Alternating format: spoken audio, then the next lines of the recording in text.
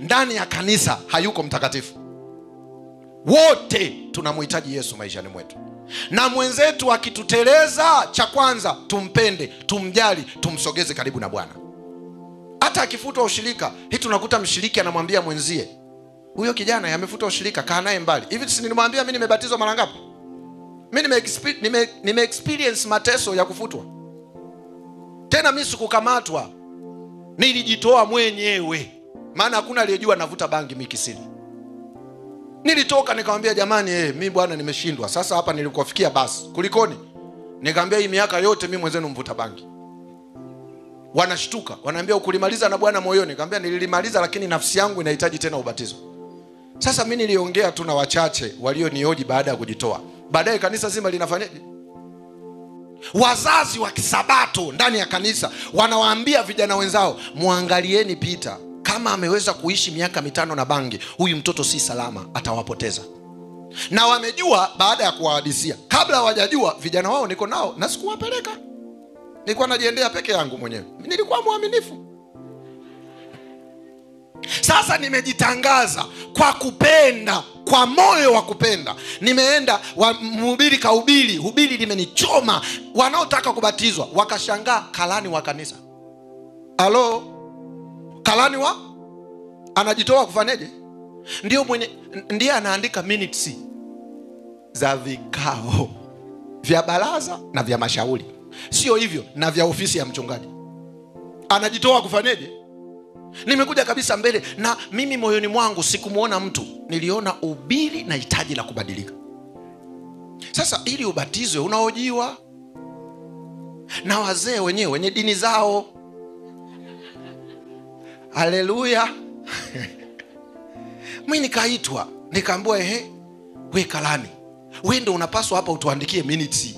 Kulikoni? Naambia wazee, msinione hivi, huu ni mwaka wangu wa 5 mimi ni mvuta bangi. Mzee mmoja akadakia, na kuonaga macho.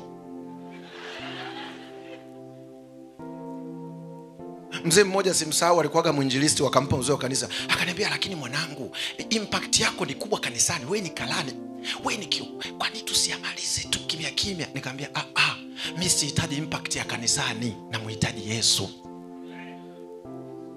Sasa nimeongea tu na kweli tena na kijibaraza tu, kijibaraza cha kunioji.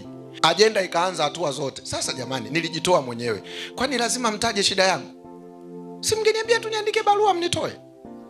Sasa mpaka agenda inapitishwa, mpaka ninafutwa. Nimekaa muda mrefu, sibatizwi, nimefutwa. Zikija batizo najitoa, naambiwa tunakusubiria tukutazamie. Nyinyi mlinijua nafuta? Hamkunijua. Si nimejitaja mwenyewe. Mnanisikilizia nini? Nyinyi Yesu.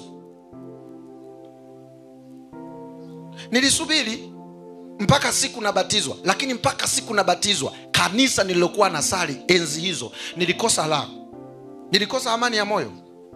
Unaenda kwa vijana wenzio wameshaambiwa na wazazi, wewe ni mvuta.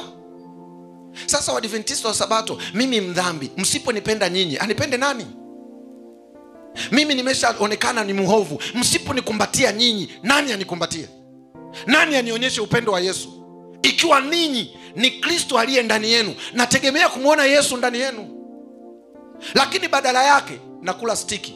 Unajua kuna kweli tena kuna siku nilikaa nilijuta. Nilisema, kwa nini nilijitoa huku? Si ningejitoa hata Chanika, ambapo hamna anayeniona. Kwa sababu kujitoa kwangu nimekuwa shida mpaka leo. Tena kuna wengine mpaka sasa hivi ndio akikutana na ukiongea vitu vya ajabu. Mimi ni mtu pia napenda, it's a funny people. Ni mtu wa some stuff za fly, niko hivyo. Hasa kuna kipindi nikikutana na hiyo agement niliyokuwa nao, ukiongea vitu vya kufly yetu anakukumbusha kwamba moshi wa bangi unakaa miaka 100. Wananiambia eti mimi moshi eti bado upo mimi.